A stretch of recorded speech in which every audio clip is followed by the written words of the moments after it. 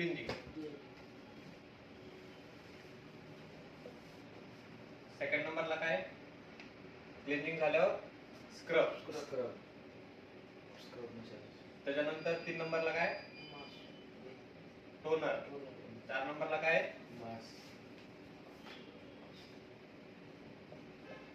आता आपण काय करतो? क्लिंजिंग काय करायचं?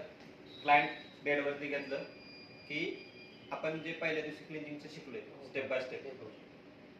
क्लिंजिंग ऍप्लिकेशन अगोदर सगळ्यात पहिलं काय करायचं? हँड सॅनिटाइज करून घ्यायची. हँड सॅनिटाइज झाली की नंतर आपल्याला क्लिंजिंग फेस वरती अप्लाय करून डाऊन पासून एक रिदम मध्ये सर्क्युलेशन मोशन मध्ये मसाज करून ते जे एक्सेस ऑइल आहे, डेड टिश्यू, घाण, धूळ, डस्ट वगैरे क्लीन करून घ्यायची. त्यानंतर ते 3 to 4 minute 3 to 4 minute massage करायची. हा, 3 to 4 मिनिट फेस वरती मल्सिफाय करून स्पंज वाइप आउट करणे. ओके, हा झाला त्याचा पहिला क्लिअर. दुसरा, आपण आता सेकंड टाइम काय करतो? स्क्रब यूज करतो. स्क्रब का वापरतो आपण सांगताय का?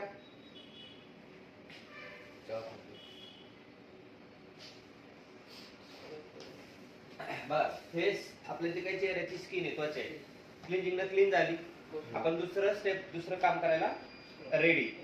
मग आता आपण स्क्रब यूज करतो. स्क्रबचं काम काय असतं? जे फेस वरती डेड टिश्यू आहे, हा डेड टिश्यू आहे, त्यानंतर एक्सेस काय ऑइल्स असतील, फेस वरती थोडीफार घाण असेल, जे ओव्हरऑल फेसला अजून एक्सफोलिएट करण्यासाठी स्क्रब काम करतो. एक्सफोलिएट म्हणजे काय? त्याला थोड्या एक लेवल पासून प्रॉपर क्लीन करणे. ठीक आहे, स्क्रबचं काम. आता आपण याच्यामध्ये स्क्रब सोबत काय करतो? ऍडिशनल त्याला स्टीम देतो. स्टीम मध्ये स्टीमचं मशीन तिकडे आपल्याकडं. स्टीमचं ते चेहऱ्याचं पाईप वाला मशीन.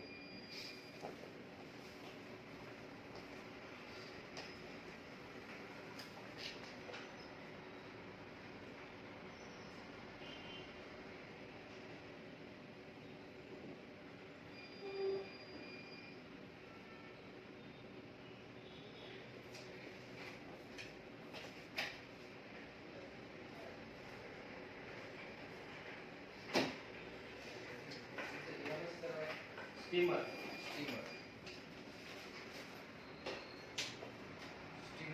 ही आणि ती कोण काय बोललो? Head steamer, face steamer. Steamer आहे दोन्ही. Steamer face steamer.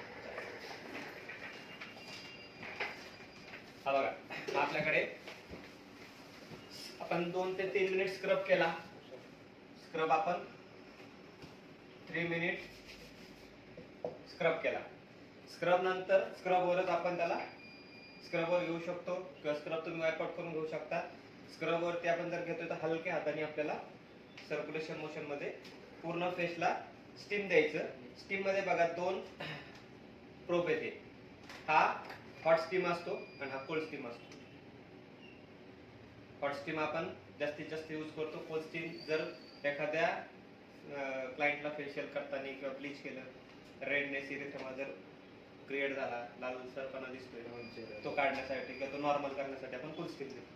तिथे बघा, याच्यामध्ये एक मधलं स्विच असतं, ते ऑन ऑफचं. हे स्टीम आहे हॉटचं, हे स्टीम आहे कोल्डचं. आणि ह्याच्यामध्ये ओझोन स्टीम असतं. काय असतं? ओझोनचं काम काय आहे की फेसला थोडं स्टीम डीप पेनिट्रेशन करायचं आणि ओव्हरऑल ओझोनचं पण प्रमाण पाहिजे. ओझोनचं साधारणतः 100 मिलीग्राम पर्यंत मॅक्झिमम त्याचं प्रमाण ठेवायचं. आणि आपण हा स्टीमर लावतो. स्टीमर लावल्यानंतर हा स्टीमर काय करायचा?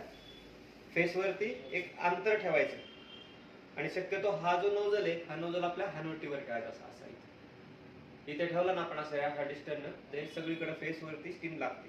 जसं की आता बघा, आपण हा क्लायंट आहे आपला आणि आपण आता हा इथे बघा, हा कुठं चालला फ्लो? इथे चाललाय. इथे चाललाय तर हा काय होतो? इथे पूर्णपणे सगळीकडे स्टीम लागते. तुम्हाला याला फ्लेक्झिबिलिटी पण असते खालीवरी करण्याची. ठीक आहे, पाहिजे तसं तुम्ही. अंतर किती ठेवायचं फेस पासून? अंतर साधारणतः स्टीमचं एवढं अंतर ठेवायचं, 1 फूट. हा एक 10-12 इंचापर्यंत ठेवायचं, जास्त पण नाही ठेवायचं. तुम्ही असं इतकं ठेवणार तर याच्यात काय होणार, तुम्ही म्हणणार की स्टीम इथे कशी काय लागणार. स्टीम काय होईल, इकडे ब्लास्ट होत राहील, लांब लांब पळत राहील आणि त्याची इथं एक टार्गेट एरिया कव्हर होणार नाही. आणि तुम्हाला असं वाटेल की जरा जास्त जर जवळून दिली तर स्टीम काय होईल, जास्त डीप होईल आणि जास्त लवकर लवकर होईल. असं इतक्या जवळून देणार ते पण रॉंग आहे. कारण का, याच्यातनं जे काही स्टीम सोबत कधी कधी बारीक बारीक जर दव आले वॉटरचे तर स्किन बर्न होऊ शकते, भाजू शकते. त्यामुळे एक विशिष्ट अंतर एवढं ठेवायचं जेणेकरून तुम्हाला ते सर्व करायला इझी झालं पाहिजे. ठीक आहे. आणि सगळ्यात महत्वाचं, हे ओझोनचं स्विच पहिला अगोदर काय करायचं, मधलं हे ऑन करायचं. स्टीम बॉईल होती, वॉटर बॉईल होतं, स्टीम यायला सुरुवात होती, तोपर्यंत ओझोन चालू करायचं नाही. ओझोन चालू केव्हा करायचं, जेव्हा स्टीम स्टार्ट होईल त्यानंतर. पहिलं बटन ओझोनचं बंद करायचं, नंतर मेन बंद करायचं. आणि चालू करताना पहिलं इलेक्ट्रिसिटीचा हा स्विच ऑन करायचा, स्टीम येईपर्यंत होल्ड करायचं, स्टीम आल्यानंतर ओझोन चालू करायचं, तोपर्यंत करायचं नाही. ओके, ठीक आहे. आता पहा, आपण त्याला स्टीम देणार. स्टीम आपल्याला स्किनच्या अकॉर्डिंग द्यायची, प्रत्येकाला सारखा टाइम स्टीम द्यायची नाही. तर तुम्ही काय करता की अजून देऊ दे स्टीम, एखादा क्लायंट पण तुम्हाला फोर्स करतो दे जास्त अजून स्टीम. आपल्याला सगळ्यात महत्वाचं मिनिमम 3 मिनिटापर्यंत स्टीम द्यायची. स्किन जर जास्त सेन्सिटिव्ह असेल तर 2 मिनिट मध्ये पण तुम्ही स्टॉप करू शकता. नॉर्मल स्किन असेल तर 3 minutes, 3 to 4 minute, 5 minute maximum, त्याच्यापेक्षा जास्त स्टीम द्यायची नाही. त्याच्यानंतर आपण काय करतो, स्टीम झाली, स्टीम झाल्यानंतर आपण ब्लॅक हेड्स आणि व्हाईट हेड्स रिमूव्ह करतो. कशाने, आपल्याकडे ब्लॅक हेड रिमूव्हल पिन असते. काय नाही, black head removal pin, black head removal pin. त्याने आपण ह्या साईडने आपण ब्लॅक हेड, व्हाईट हेड्स, नोजवरचे, गालावरचे, स्टिकवरचे रिमूव्ह करून घेतो. ओके. आता हा पूर्ण आपण काय केलं, आता फेसला स्टीम दिलंय, प्रॉपर स्टीम झाली. नंतर आपण ब्लॅक हेड, व्हाईट हेड्स पण काढले. तोपर्यंत काय होतं, स्टीम दिलेल्या स्किनचं टेम्परेचर थोडंसं गरम होतं ना, स्किन सगळी गरम होती. नंतर तोपर्यंत नॉर्मल होतं. नॉर्मल झाल्यावर काय करायचं, टिश्यू पेपर घ्यायचा, टिश्यू पेपरनं हलक्या हाताने त्याला स्क्रब, जे दाणे दाणे असतील ते बाजूला काढायचे, जेणेकरून काय होईल, तोपर्यंत टेम्परेचर अजून कमी होईल. टेम्परेचर नॉर्मल झालं की आपल्याला त्याच्यानंतर टॉपिक येतो टोनरचा. टोनर कॉटन पॅड वरती घ्यायचं, हातावरती घ्यायचं नाही, कॉटन पॅड वरती घ्यायचं. कॉटन पॅड कट करून ठेवायचे आणि ते कॉटन पॅड फेस वरती, ओव्हरऑल फेस वरती टॅप टॅप टॅप, नाही का, असं टॅप टॅप टॅप टॅप करून सगळीकडे, नोज वगैरे सगळीकडे हा अप्लाय करायचा ओव्हरऑल फेसला. आता याचं काम काय, क्लिंजिंगने जे आपण पोर्स ओपन केले, स्क्रबिंगने आपण त्या पोर्स मधली काही घाण वगैरे आहे, सिबम सिक्रेशन जे काही आहे ते आपण क्लीन केलं. त्याच्यानंतर टोनरचं काम काय येतं, टोनरचं काम येतं ते पोर्स परत मिनिमाइज करायचे, है ना, जे आपण बंद करायचे. काढलंय ते, हा, ते काढल्यानंतर ते परत छिद्र बंद झाले पाहिजे ना. हो, हा? होल बंद करण्यासाठी स्किनवरचे. हा. आता तुम्ही इथं शॉप मध्ये आलाय, शॉप ओपन केले, मध्ये आलाय, सर्व्हिस केली, तुम्ही असंच घरी जाणार आहे का, काय होईल, लोक घेऊन जातील, काय पण तिथं सामान राहणार नाही, चुकीचं होईल. त्यामुळे आपलं काम काय, परत जर आपण क्लिनिंग ओपन केलं, स्क्रबिंग सोबत आपण तिथं काम केलं, ब्लॅक हेड, व्हाईट हेड्स काढले, नंतर आपण तिथं टोनिंगचं काम केलं. टोनरनं मिनिमाइज, फोर्सला पूर्णपणे मिनिमाइज करायचं काम आपण पूर्ण केलं. आता त्यानंतर थोडं होल्ड करायचं, 2 मिनिट 3 मिनिट थांबायचं. त्याच्यानंतर मग जे आपल्याकडं फेस मास्क असतो, वॉटर मास्क आहे, तुम्ही फेस मास्क, वॉटर मास्क लावू शकता,